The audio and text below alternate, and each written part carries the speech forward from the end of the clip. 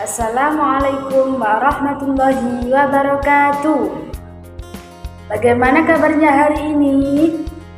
Baik, sebelum kita memulai pelajaran, marilah kita berdoa agar apa yang kita pelajari hari ini dapat menyajikan ilmu yang bermanfaat dan barokah.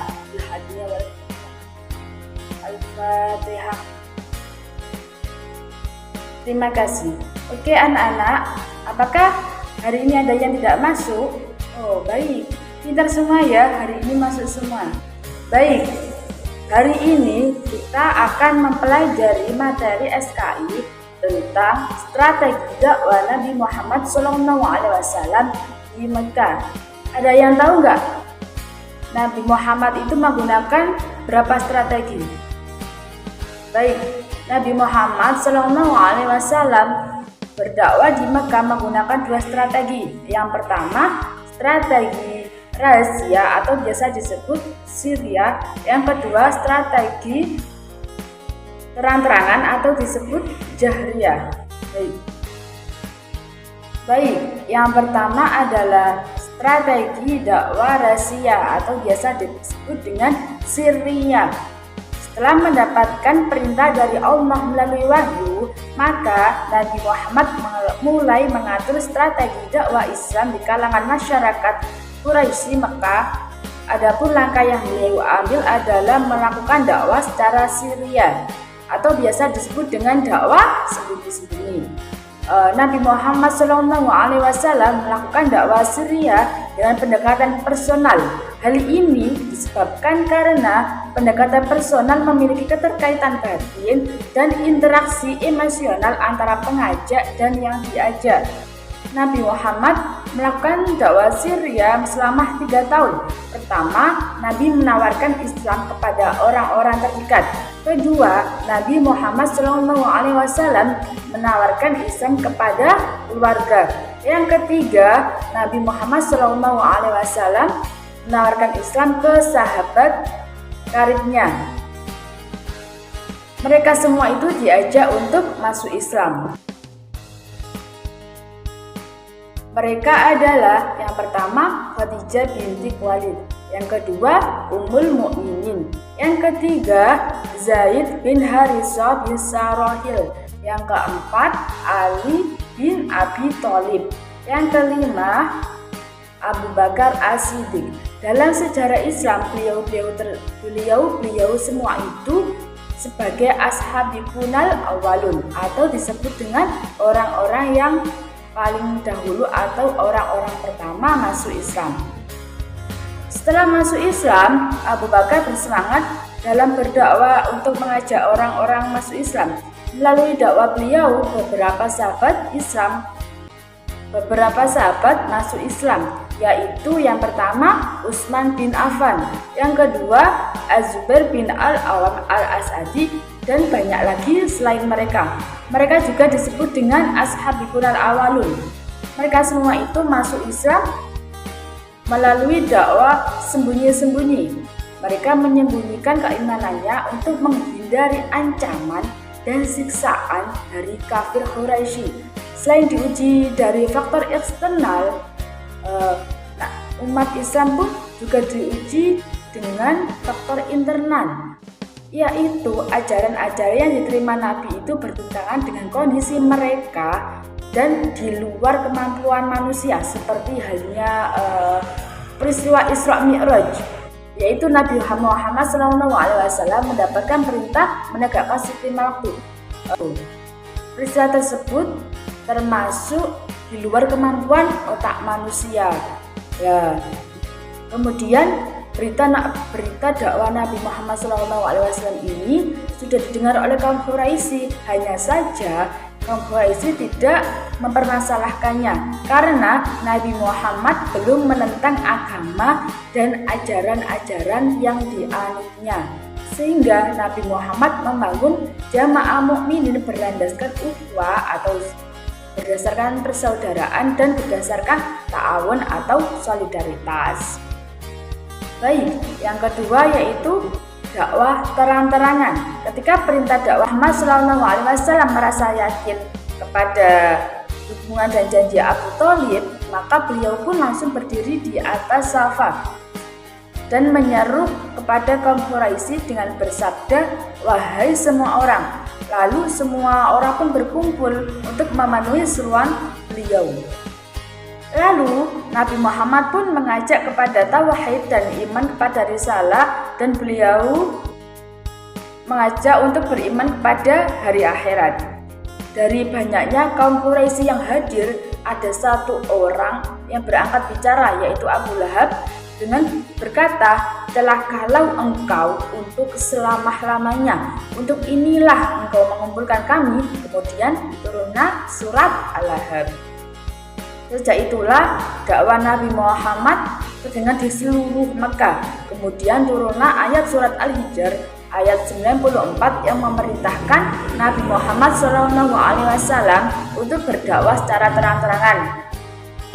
A'udzu billahi minasyaitonir rajim. Bismillahirrahmanirrahim. Fasda' bima tu'mar wa a'rid 'anil musyrikin. Sadaqallahul. Yang artinya, olehmu secara terang-terangan segala apa yang diperintahkan kepadamu dan berpalinglah dari orang-orang yang musyrik. Quran surat Al-Hijr ayat 94. Kaum Quraisy pun merasa terganggu dengan dakwah Nabi Muhammad karena kepercayaan mereka mulai dipermasalahkan dan berhala-berhala mereka pun ditentang oleh Nabi Muhammad. Mereka berusaha menghentikan dakwanya dengan cara mendekati pamannya, yaitu Abu Thalib. Mereka mengharapkan kepada Abu Thalib agar merayu kepada Nabi Muhammad SAW untuk memberhentikan dakwanya. Tapi Abu Thalib pun menolak karena tadi kan sudah janji kepada Nabi Muhammad. Kaum Quraisy pun pulang dengan tangan yang kosong karena Abu Thalib menolaknya, sehingga Nabi Muhammad SAW pun bisa melanjutkan dakwah dan menampakkan agama Allah dan menyeru padanya.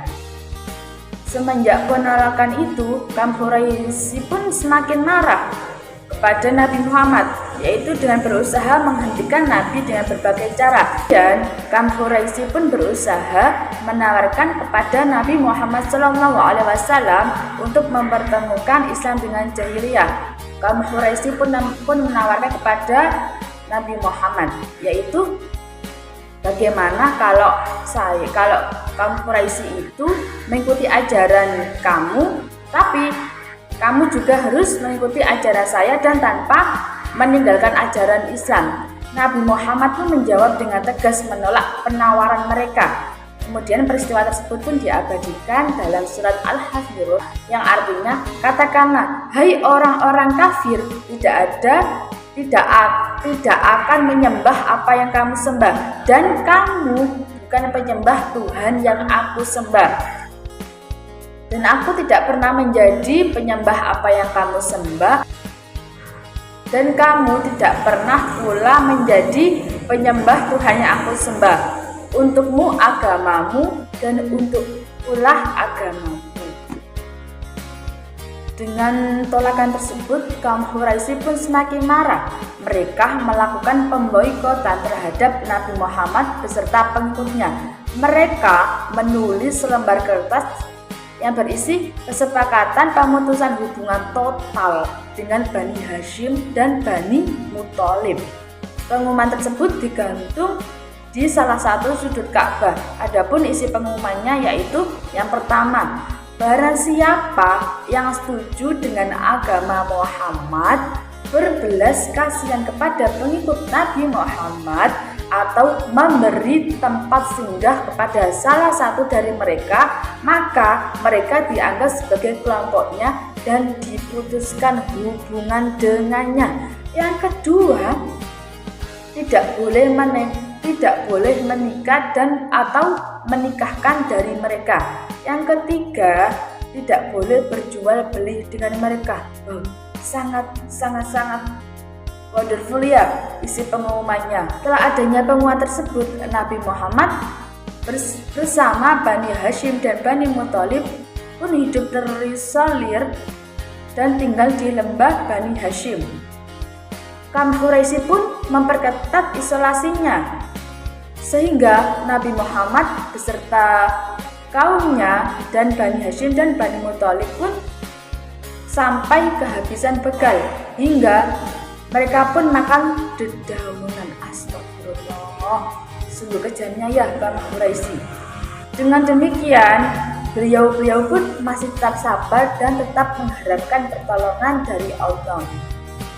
Di tengah penderitaan tersebut, Allah Subhanahu wa ta'ala memberikan pertolongan dengan berbagai cara, seperti halnya Hisham bin Amr, yaitu seorang kafir membawa untahnya dengan penuh makanan di malam hari ke Bani Hashim dan Bani Muthalib.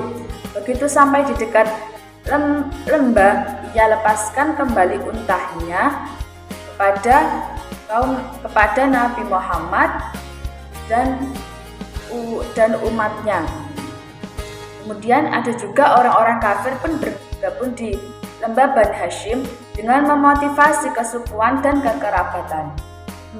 Pemboikotan tersebut berlangsung selama 3 tahun, dan pada tahun ketiga Hisham bin Amr mengajak kerabatnya untuk membatalkan pengumuman pemboikotan. Itu tadi materi pelajaran hari ini. Apakah ada yang ditanyakan? Baik, untuk selanjutnya ibu akan membagi kelas ini menjadi 6 kelompok. Setiap satu kelompok berisi 5 orang. Akan ibu beri tugas, silahkan diskusikan dan dikerjakan, nanti presentasikan ke depan. Minggu depan presentasikan hasilnya ke depan. Baik, kita tutup pelajaran hari ini ya. Semoga apa yang kita pelajari menjadikan ilmu yang bermanfaat dan barokah dengan bacaan doa kafaratul majelis. A'udzubillahi minasyaitonir rajim. Bismillahirrahmanirrahim. Subhanakallahumma wa bihamdika asyhadu an la ilaha illa anta astaghfiruka wa atubu ilaik. Sekian dari ibu, kurang lebihnya mohon maaf. Wassalamualaikum warahmatullahi wabarakatuh.